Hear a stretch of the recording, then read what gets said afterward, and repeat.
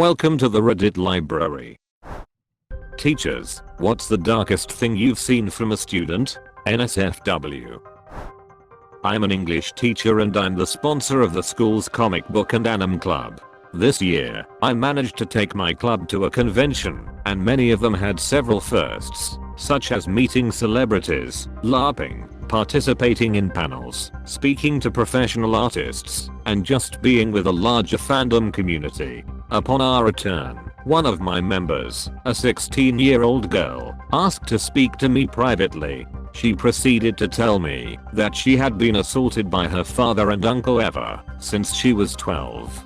On her 16th birthday, she finally had enough of the abuse and she contacted the police and told them everything. Before the investigation could begin, her uncle committed suicide out of shame. Her father was about to do the same, but she was able to convince him not to do it. He is now facing trial for his crimes. She then thanked me and said that the 2 days we spent at the convention were the happiest days of her life, and it allowed her to feel like a child for the first time in 4 years. It was the proudest moment of my career. First paragraph made me forget what was inevitably coming in the second paragraph.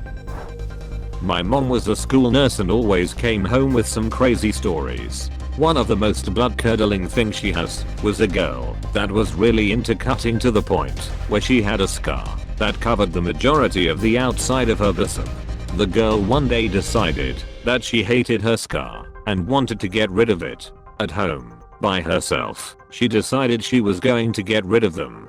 In her bathroom, she took a knife to her arm, cutting a 4 inches by 6 inch piece of scar tissue that was just under an inch thick out of her arm. She then proceeded to stitch it up using a needle and thread and bandage it with gauze all by herself. She then woke up and went to school the next day so she could go to my mom's office and ask if it looked infected. It was. After scrolling through this thread barely blinking for close to an hour, this crud made me stare into the distance.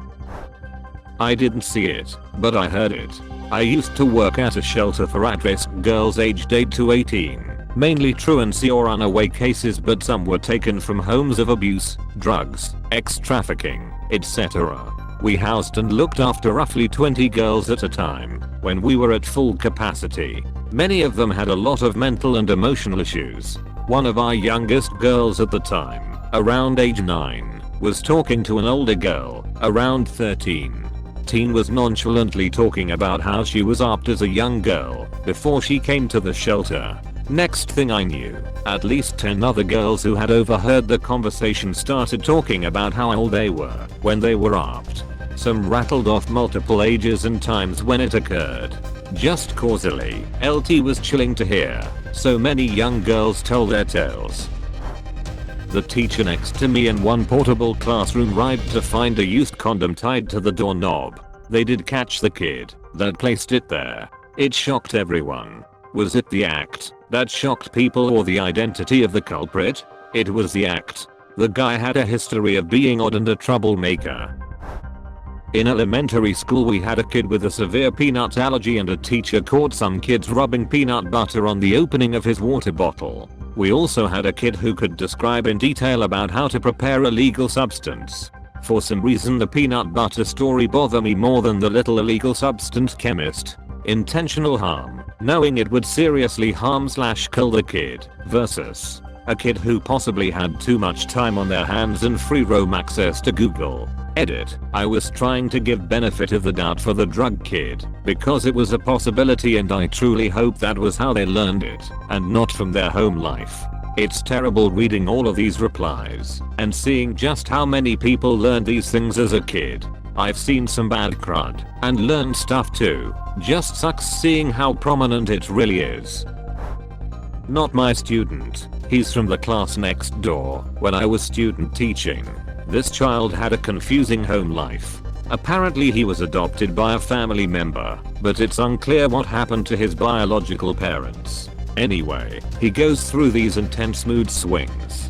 Multiple times throughout the year he would pull the fire alarm and made a break for the school's parking lot at one moment, and then deeply apologetic another moment, as if he wasn't in control of himself just an hour ago.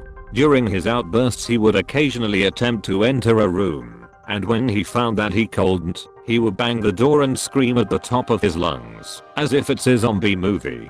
And yes, this is all while instruction is happening. He would literally escape the classroom in the middle of a lesson.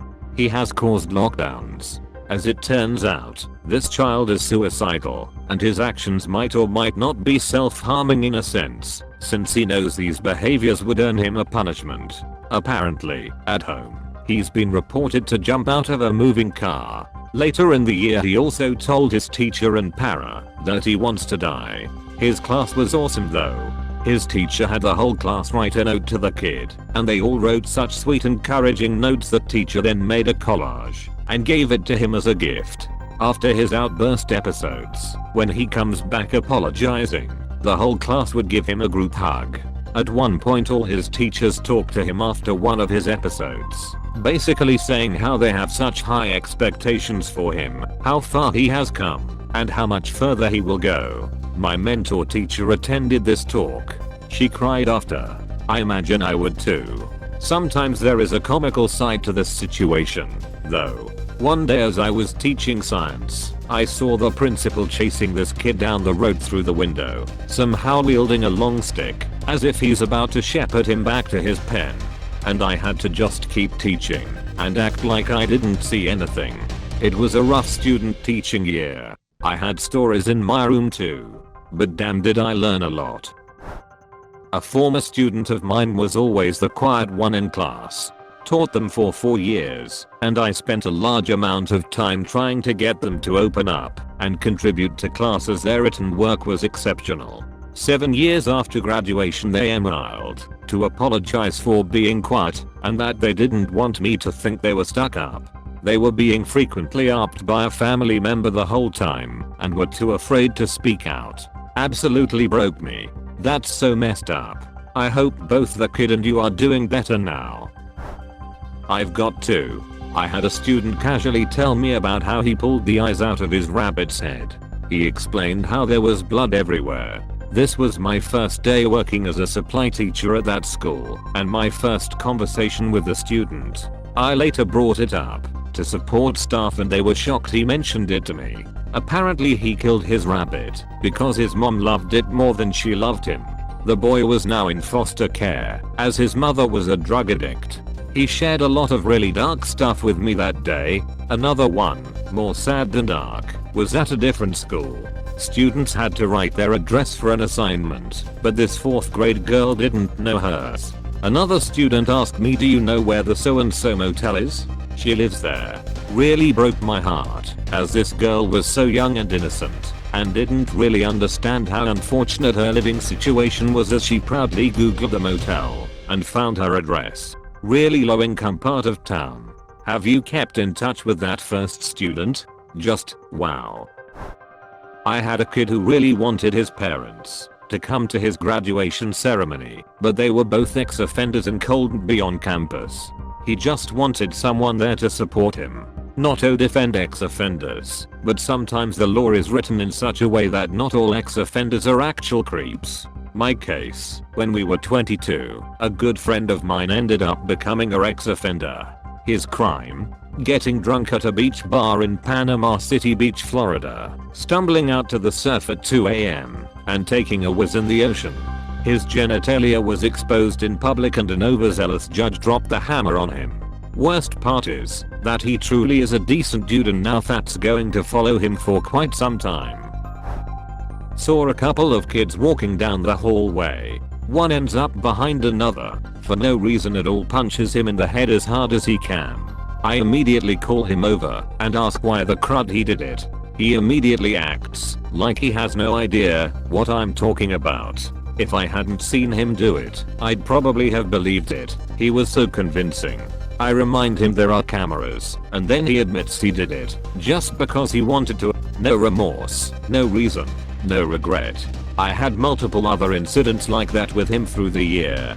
I worked in a low-income high-needs school then, and tried my best not to judge my students. But it was weird to honestly believe this 14-year-old was going to seriously injure or kill someone one day.